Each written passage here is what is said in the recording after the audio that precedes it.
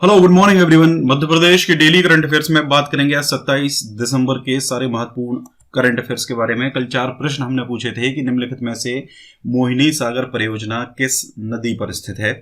तो ये मोहिनी सागर परियोजना जो है, जिसको सिंध परियोजना के नाम से भी जाना जाता है, सिंध परियोजना के नाम से इसको जाना जाता है।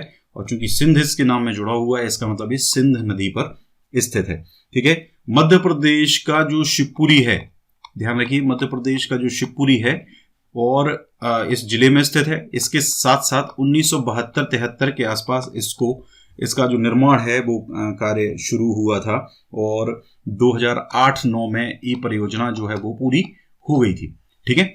और इसके अलावा हम आपको बता दें कि जो ये परियोजना है, इससे लाभान्वित जिलों में एक शिवपुरी तो है ही, साथ में दूसरा जो जिला ग्वालियर है वो भी इससे आपका लाभान्वित होता है। करीब 35,200 हेक्टेयर जमीन जो है इन दोनों जिलों की, वो इससे सिंचित होती है। ठीक है। और एक गांव है मोहिनी खेड़ा, वहां पर ये स्थित है। ठीक है। मोहिनी खेड़ा नामक ग्राम में ये आपकी स्थित है। दूसरा प्रश्न था कि मध्य प्रदेश में सबसे अधिक वर्षा वाला क्षेत्र है। तो देखिए, मध्य प्रदेश में सबसे ज्यादा जो वर्षा है वो आपकी पचमढ़ी में होती है। ठीक है। और ये होशंगाबाद जिले में आता है और यहाँ पर करीब करीब 215 सेंटीमीटर के लगभग बारिश जो है वो हर वर्ष होती है। ठीक है। इसके अलावा अगर हम बात करें सबसे कम वर्षा वाला जो क्षेत्र है मध्य प्रदेश का, तो वो कौन सा है? तो मध्य प्रदेश का सबसे कम वर्षा वाला क्षेत्र भिंड जिले का गोहद है, जहां पर लगभग 55 सेंटीमीटर के समथिंग बारिश जो है वो रिकॉर्ड की जाती है।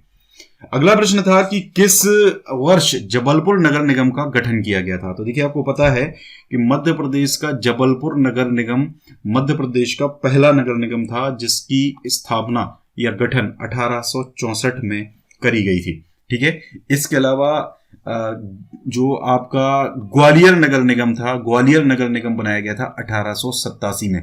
ठीक है। तो ये भी ध्यान रख लीजिए, ग्वालियर नगर निगम 1887 में बनाया गया था। आपको पता होना चाहिए कि मध्य प्रदेश में टोटल 16 जो आपके नगर निगम हैं वो हैं। इसमें मैं आपको एक नाम बता देता हूं। जैसे आपका आप एक देख सकते हैं, इंदौर आपका नगर निगम है, भोपाल आपका नगर निगम है, जबलपुर आपका नगर निगम है, ग्वालियर आपका नगर निगम है। ये आपके बड़े शहर हो जाएंगे। इसके बाद आ जाते हैं हम बड़े शहरों में, सागर, इसके बाद रीवा, जो बड़े शहर है मैं आपको पहले वो बता रहा हूं। इसके अलावा महाकाल नगरी उज्जैन, इसके अलावा आपका खंडवा और बुरहानपुर भी आपका नगर निगम है। ठीक है। इसके अलावा सिंगरौली, ठीक है, इसके अलावा आपका देवास, रतलाम और कटनी। ठीक है। और इसके अलावा आपका दतिया और जो भिंड है, ये पहले प्रस्तावित थे और आपके नगर निगम हो गए। मुरैना, ये 2 प्रस्तावित हैं, दतिया और आपके भिंड। इसके अलावा मुरैना अभी नगर निगम है, छिंदवाड़ा नगर निगम है। ठीक है। सतना आपका नगर निगम है। तो ये कुल मिला के 16 जो नगर निगम है वो मध्य प्रदेश में है। इसके अलावा दतिया और आपका जो भिंड है, ये अभी नगर निगम बनाए जाएंगे, यानी कि इनकी घोषणा की जा चुकी है कि इनको नगर निगम बनाया जाना है, प्रोसेस इनकी चल रही है। तो कुल मिला के 18 नगर निगम मध्य प्रदेश के अंदर हो जाएंगे। ठीक है। तो ये चीज अपने को ध्यान रखनी है। एक और चीज ध्यान रखिए, मध्य प्रदेश का जो दतिया है, ये मध्य प्रदेश की पहली नगर पालिका थी, जिसका गठन 1907 में किया गया था। ध्यान रखिए, कब किया गया था? 1907 में किया गया था। ठीक है। इसके अलावा ग्वालियर 1887 में। इसके अलावा जो भोपाल है, भोपाल की स्थापना 1983 में की गई थी, नगर निगम यानी नगर निगम गठन 1983 में करा गया था। ठीक है। और एक और चीज आपको बता दें कि कटनी नगर निगम जो है, कटनी नगर निगम में कमला जान के बारे में आपने सुना होगा। कमला जान यहाँ की पहली किन्नर महापौर थी, मध्य प्रदेश की पहली किन्नर महापौर थी कमला जान, जो कटनी नगर निगम से ही बनाई गई थी। अगला है, किस खेल से असलम शेर खां का संबंध है? तो देखिए, असलम शेर खां का जो संबंध है वो हॉकी से है। ठीक है। असलम शेर खां हॉकी के इंटरनेशनल लेवल के खिलाड़ी थे। इन्होंने 1975 में जो कुआलालंपुर में विश्व कप हुआ था और 1976 में जो आपका मॉन्ट्रियल ओलंपिक था जो कनाडा में हुआ था, इसमें ये शामिल हुए थे। इन्होंने एक पुस्तक भी लिखी है, टू हेल विद हॉकी। ठीक है, तो ये पुस्तक का नाम भी आपका मतलब कई बार एग्जाम में पूछा गया है। इसके अलावा ये राजनेता भी रहे हैं। ठीक है, तो ये भी अपने को ध्यान रखना। ये प्रश्न ऐसे बन जाता है एग्जाम में कि ये बैतूल से सांसद थे एक्चुअल में। ठीक है, ध्यान रखिए, बैतूल से ये सांसद थे। और एक प्रश्न इस तरीके से पूछा जाता है, इनमें से कौन सा खिलाड़ी बाद में राजनीति में आ गया। ठीक है, तो ये अपने को ध्यान रखना। इसके अलावा अन्य हॉकी खिलाड़ियों की बात करें तो देखिए, आपके जैसे समीर दाद हैं। समीर दाद आपके हॉकी के खिलाड़ी रहे हैं। नीरज राणा हैं, विवेक प्रसाद जो अभी भी हैं। ठीक है, तो ये कुछ प्रमुख खिलाड़ी हैं। जैसे आपके शंकर लक्ष्मण हैं। ठीक है, शंकर लक्ष्मण आपके भारतीय हॉकी टीम के गोल रक्षक के रूप में ओलंपिक में 1956 में और 1960 में शामिल हुए थे। ठीक है, और 1966 में इन्होंने एशियाई खेल का स्वर्ण पदक भी जीता था। इनको बुलेट नाम से, गोली के उपनाम से जाना जाता है, bullet, Shankar Lakshman the bullet. ठीक है, तो ये भी आप मतलब कुछ प्रमुख नाम हैं वो याद रखिए। लतीफ अनवर, ये भी आपके हॉकी के खिलाड़ी रहे हैं। ठीक है, इसके अलावा सुशीला चानू आपकी महिला जो हॉकी भारतीय महिला हॉकी टीम की कप्तान ये नियुक्त की गई थी, जो रियो ओलंपिक हुआ था उसके अंदर। ठीक है, इसके अलावा कुछ और नाम की अगर बात करें तो मोनिका मलिक हैं आपकी, ये हम पहले भी आपको बताए थे, पूनम रानी, रेणुका यादव, प्रीति दुबे। ठीक है, HL फैली। ठीक है, ये जो भारतीय रियो ओलंपिक जो हुआ था ब्राजील में, उसमें भारतीय महिला हॉकी टीम में ये सम्मिलित थी। ठीक है, तो इतनी सारी चीज़ें आप इससे रिलेटेड याद रख सकते हैं।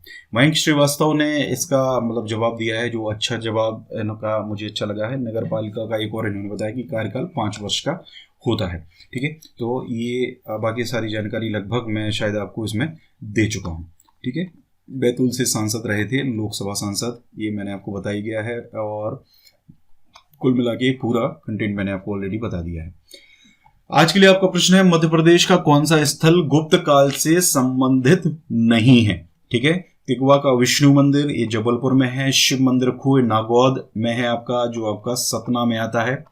ठीक है, इसके अलावा पार्वती मंदिर नचना कोठार अजयगढ़ में है, जो आपका पन्ना जिले के अंदर आता है। सूर्य मंदिर ग्वालियर। 4 में से एक सही कमेंट करके आपको बताना है। अगला प्रश्न है, मंदसौर अभिलेख किस शासक से संबंधित है। ये 4 शासक हैं, एक सही जवाब इसमें है, आपको कमेंट करना है। मध्य प्रदेश के भेड़ा घाट स्थित 64 योगिनी मंदिर का निर्माण किस वंश के शासक ने करवाया था। ठीक है, चौथा प्रश्न है, निम्न से किस चंदेल वंशीय राजा ने सुबुक्तगीन के विरुद्ध राजा जयपाल को सहायता भेजी थी। ठीक है, तो ये 4 प्रश्नों के जवाब आपको कमेंट करके बताना है। हमारा अगर प्रीमियम कंटेंट आप लेना चाहते हैं तो आप ले सकते हैं, ये डिस्क्रिप्शन में लिंक आपको मिल जाएगा। मध्य प्रदेश करंट अफेयर का 6th मंथ का एडिशन अवेलेबल है। ये 6th मंथ का नेक्स्ट जो एडिशन है वो आपका जनवरी 2021 में आपको मिलेगा। ठीक है, तो ये पूरा वार्षिकांक आपको 2 पार्ट्स में दिया जाएगा। और यहाँ से एक सिंगल प्रश्न भी अभी जो रिसेंट में जेल प्रहरी का एग्जाम हुआ है उससे बाहर नहीं गया है, इसलिए PDF जरूर लें। 200-400 रुपये के चक्कर में अपना नुकसान ना कराएं। और मंथली अगर आप लेना चाहते हैं तो मंथली 35 रुपीज़ की है। मैं प्रेफर करूंगा कि आप इसको मंथली ही स्टडी करें। इसके अलावा कुछ और नोट्स हैं जहां से डायरेक्ट एग्जाम में क्वेश्चन पूछे गए हैं, वो भी आप ले सकते हैं। चलिए स्टार्ट करते हैं। पहला जो प्रश्न है, हाल ही में किस राज्य में धार्मिक स्वतंत्रता विधेयक को मंजूरी प्रदान की गई है, यानी इसको अनुमोदन अभी दिया गया है, अभी विधानसभा में पास किया जाएगा और उसके बाद एक कानून बनेगा। तो ये मध्य प्रदेश है, जहां पर अभी हाल ही में कैबिनेट की जो बैठक हुई थी उसमें मध्य प्रदेश के जो वर्चुअल बैठक हुई थी मंत्रिपरिषद की, तो मंत्रिपरिषद ने मध्य प्रदेश धार्मिक स्वतंत्रता विधेयक 2020 को विधानसभा में प्रस्तुत करने के लिए अनुमोदित किया है। मतलब ये विधानसभा में पास कराया जाएगा। विधानसभा में अगर ये पास हो जाता है तो इससे फिर कानून बनाया जाएगा। भारत के संविधान के अनुच्छेद 25, 26, 27 और 28, ठीक है, मतलब 25 से जो 28 अनुच्छेद हैं, इनमें भारत के जो जितने भी नागरिक हैं उनको धार्मिक स्वतंत्रता प्रदान की गई है। इस अधिकार का उद्देश्य भारत में धर्मनिरपेक्षता की भावना को बनाए रखना है। ठीक है, धर्मनिरपेक्षता का मतलब होता है कि हर धर्म का सम्मान भारत में किया जाएगा। इससे पूर्व मध्य प्रदेश राज्य में वर्ष 1968 में धर्म स्वतंत्रता अधिनियम पारित किया गया था और 1969 में इसके नियम जो है वो बनाए गए थे। ठीक है, तो अब ये 2020 में अपडेट किया जा रहा है इसको, क्योंकि समय के साथ चीजें चेंज होती हैं, इसलिए इनमें बदलाव लाना जरूरी होता है। अगला है, इनको आप जानते होंगे, ये स्वर्गीय माणिक चंद्र वाजपेयी हैं। ठीक है, स्वर्गीय माणिक चंद्र वाजपेयी पत्रकारिता के क्षेत्र में काफी फेमस रहे हैं और अभी हाल ही में मुख्यमंत्री शिवराज सिंह चौहान ये 27 दिसंबर को प्रख्यात पत्रकार स्वर्गीय माणिक चंद्र वाजपेयी के जो जन्म शताब्दी वर्ष है उसके अवसर पर डाक टिकट अनावरण समारोह में मुख्य अतिथि के रूप में शामिल होंगे।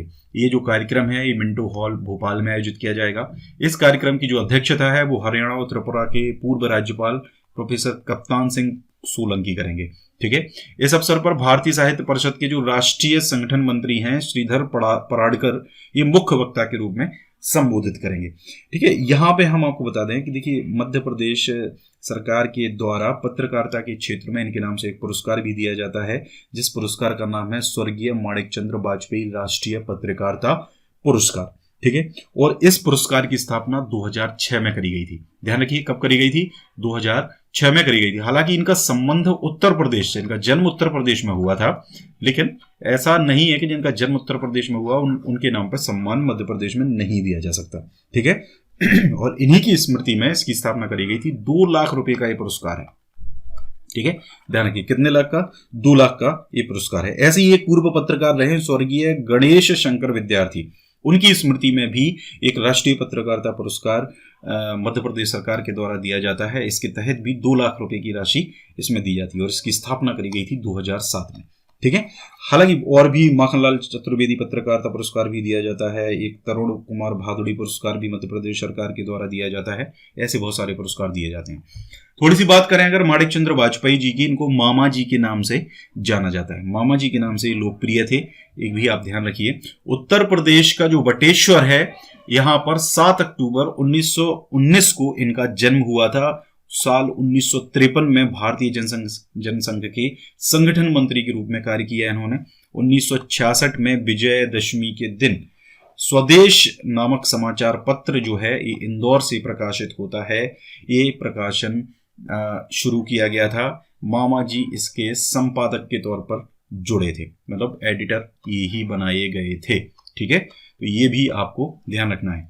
1971 में ग्वालियर स्वदेश और स्वदेश के अन्य संस्करणों में भी महत्वपूर्ण भूमिका इन्होंने निभाई है। आपातकाल जब हुआ था, इमरजेंसी में इनको जेल भेजा गया था, लेकिन इनकी जो लेखनी है वो बदस्तूर चलती रही। इंदौर जेल में 19 माह रहे, कारावास से ही संपादकीय लेख जो है वो भेजते रहे। 1985 तक वे स्वदेश के संपादक रहे। इस अखबार के भोपाल, जबलपुर, सागर, रायपुर, बिलासपुर, ग्वालियर, गुना और झांसी के संस्करणों के लिए वे बतौर संपादक, सलाहकार संपादक और प्रधान संपादक के रूप में अपने जीवन के आखिरी तक जुड़े रहे। 2005 में 25 दिसंबर के दिन इनका अवसान हो गया, इनका डेथ हो गया। ठीक है, तो ये आपको ध्यान रखना है। स्वदेश का संपादन कहाँ कहाँ से किया जाता है, स्वदेश का संपादन शुरू कहाँ से हुआ था, इंदौर से हुआ था। उसके बाद फिर भोपाल, जबलपुर, सागर, ग्वालियर, गुना, झांसी, बिलासपुर, रायपुर, ये सब जगह इसका संपादन जो है वो किया जाता है। तो इनसे संबंधित मैंने आपको सारी चीजें जो हैं वो बता दी हैं। अगला प्रश्न है, प्रदेश के किस शहर में अटल बिहारी वाजपेयी का विशाल स्मारक बनाया जाएगा?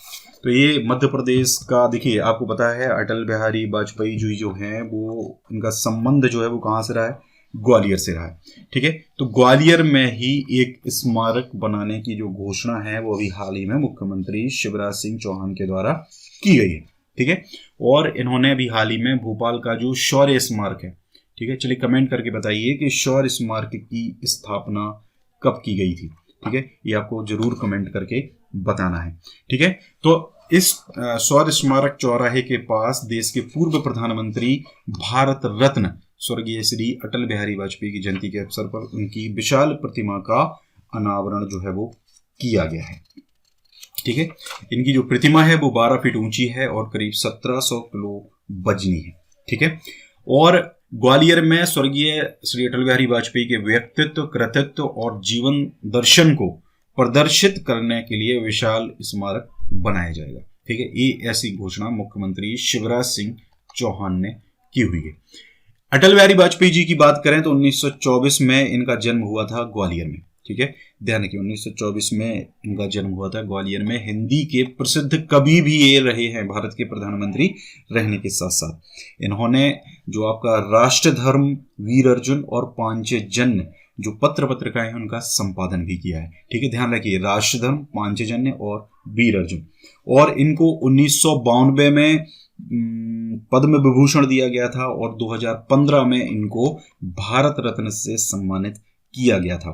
ठीक है, इनका जो जन्म दिवस है यानी कि 25 दिसंबर जो भी हाल ही में मनाया गया है, 25 दिसंबर को राष्ट्रीय सुशासन दिवस के रूप में मनाया जाता है। ठीक है, और इनका भी 2018 अगस्त 2018 में ही इनका अभी निधन हो गया है। इनकी कुछ प्रमुख अगर हम रचनाओं की बात करें तो जैसे मेरी 51 कविताएं, ये इनका सबसे फेमस जो है कविताएं हैं। और मृत्यु या हत्या एक इनकी है, राजनीति की रपटीली राहें, कैदी कविराय की कुंडलियां, अमर बलिदान, संसद में 3 दशक, ये कुछ इनकी प्रमुख जो रचनाएं हैं। रग रग हिंदू मेरा परिचय, ये सब इनकी रचनाएं हैं। तो ये भी अपने को ध्यान रखनी, अक्सर यहाँ से प्रश्न एग्जाम में पूछा जाता है। अभी जेल प्रहरी में भी इनसे संबंधित काफी प्रश्न जो हैं वो पूछे गए हैं। प्रदेश के किस शहर में हस्तशिल्प मेला उमंग 2020 का आयोजन किया गया? तो ये मध्य प्रदेश का भोपाल है, जहां पर हर वर्ष उमंग मेले का हस्तशिल्प मेला का आयोजन किया जाता है। और इस बार 25 से दिसंबर तक भोपाल की जो पलास रेसिडेंसी परिसर है उसमें व्यंजन और हस्तशिल्प मेला का आयोजन किया गया है। मध्य प्रदेश के जो पर्यटन विभाग के प्रमुख सचिव हैं, संस्कृति सचिव हैं, पर्यटन सचिव हैं और जनसंपर्क सचिव भी हैं, शिव शेखर शुक्ला ने इसका शुभारंभ किया। इसका आयोजन पर्यटन, संस्कृति और नाबार्ड के संयुक्त प्रयासों से किया जाता है। ध्यान रखिए पर्यटन विभाग, संस्कृति विभाग और नाबार्ड ये तीनों मिलकर इसका आयोजन करवाते हैं। वर्ष 2018-19 में उमंग फूड एंड क्राफ्ट फेस्टिवल का आयोजन राष्ट्रीय स्तर पर किया गया था। अगला प्रश्न है, हाल ही में किसने मध्य प्रदेश राज्य पर्यटन विकास निगम के अध्यक्ष का कार्यभार ग्रहण किया है? तो मध्य प्रदेश राज्य पर्यटन विकास निगम के अध्यक्ष का जो कार्यभार ग्रहण किया है वो पर्यटन और संस्कृति मंत्री उषा ठाकुर जो है, पर्यटन, संस्कृति और अध्यात्म मंत्री उषा ठाकुर हैं। इन्होंने मध्य प्रदेश राज्य पर्यटन विकास निगम के अध्यक्ष का कार्यभार जो है वो ग्रहण कर लिया है। मध्य प्रदेश के पर्यटन स्थलों का विकास करने की दृष्टि से वर्ष 1978 में मध्य प्रदेश राज्य पर्यटन विकास निगम का गठन किया गया था। ठीक है, तो ये चीजें भी आपको याद रखनी है। इसी के साथ वीडियो को यहीं फिनिश करते हैं। वीडियो अगर अच्छा लगा है लाइक जरूर ठोक दिया करिए और इसके साथ साथ वीडियो को शेयर जरूर करिए, कमेंट जरूर करिए। Thank you very much.